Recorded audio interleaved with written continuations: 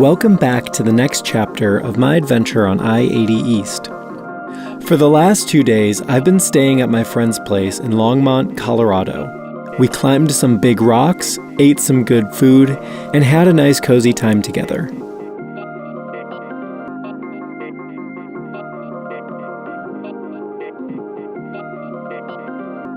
Now it's Saturday, August 25th, and I'm heading out to Omaha, Nebraska. But there's one last thing I have to check off my to-do list before I can say I'm done with Longmont.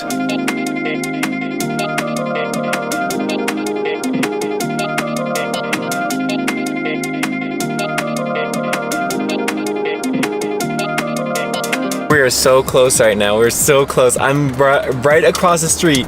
Oh, I'm going. We're going. Boom. Yes! Yes! Yes! I can basically end the road trip after I have this meal. It's that important that I have it's that important. Yeah.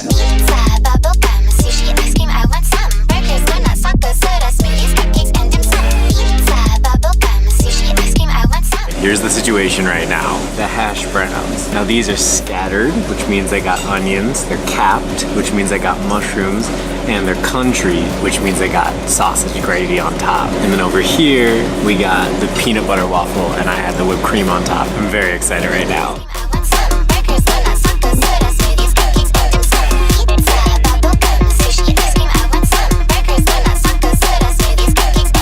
I ate the waffle so fast I barely had time to shoot it. It was so good. We're gonna go in on these hash browns though.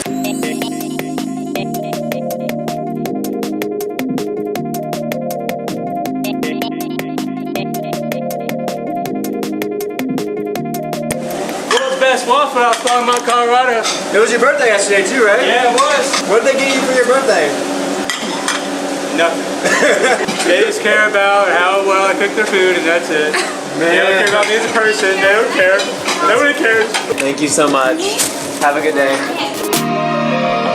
Oh yeah, baby! I'm not sure there's a way to properly express what the Waffle House experience is like, but I'm gonna do my best right now. I want you to imagine that you just had like the most delicious cement of your entire life and it's just lodged in your stomach. But it was just so good, all you can think about is how delicious it was. That's the post-Waffle House experience. Also, I don't know how they do it, but they always find the literal most friendly people on the face of the planet Earth. I asked how much it was to buy a mug, and she just gave it to me. So I'm not saying you should go there because they give out freebies. I'm just trying to illustrate how friendly the people are that work there.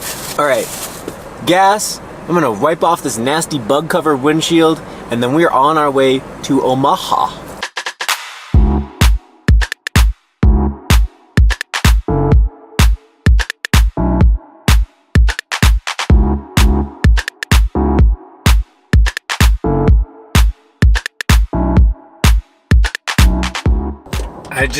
I just really wanna. Oh, look at the babies!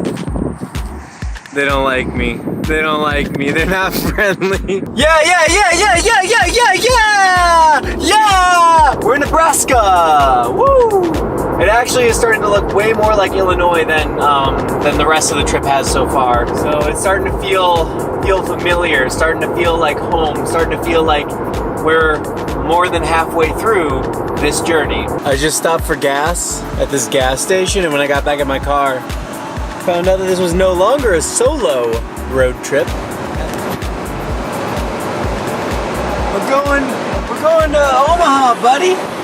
Oh my God, oh no. Come on, buddy. Okay. I felt bad, I couldn't let him die.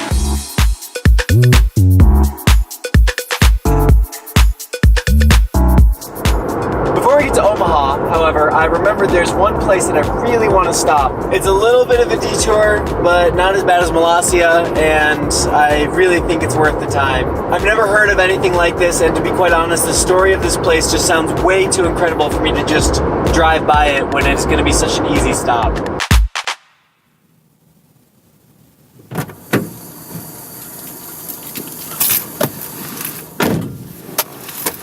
New plan. I couldn't get where I wanted to go before the sun went down. And this is the kind of place I just can't go there at night. It's not gonna be the same. It's not necessarily dangerous or anything. It's just, I wanna be able to see it. So I'm crashing here in York instead, which is only about 30 minutes away from where I wanna visit. I'm gonna get up extra early, visit this place, and then skip Omaha and just drive right up to Shakopee where I'm meeting up with friends and we're gonna crash up there. And we will officially be only one more driving day away from Chicago, our final destination.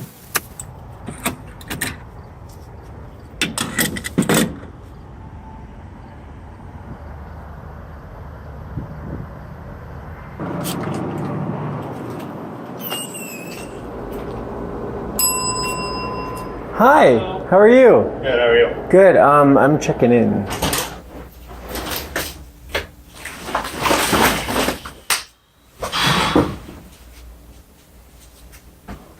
I guess that's about it for today. I'm just gonna eat this leftover Subway sandwich and go to sleep, so see you tomorrow.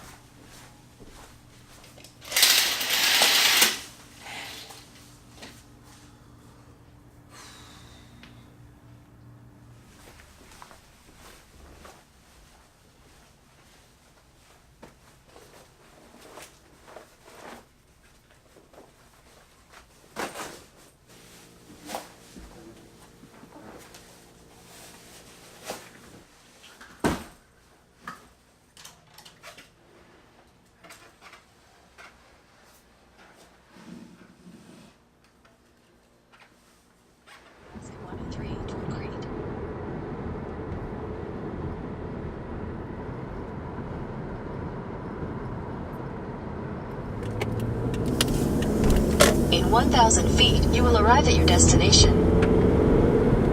You've arrived.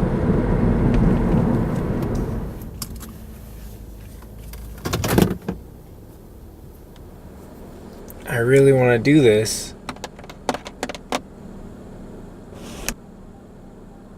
But I don't want to be arrested for trespassing.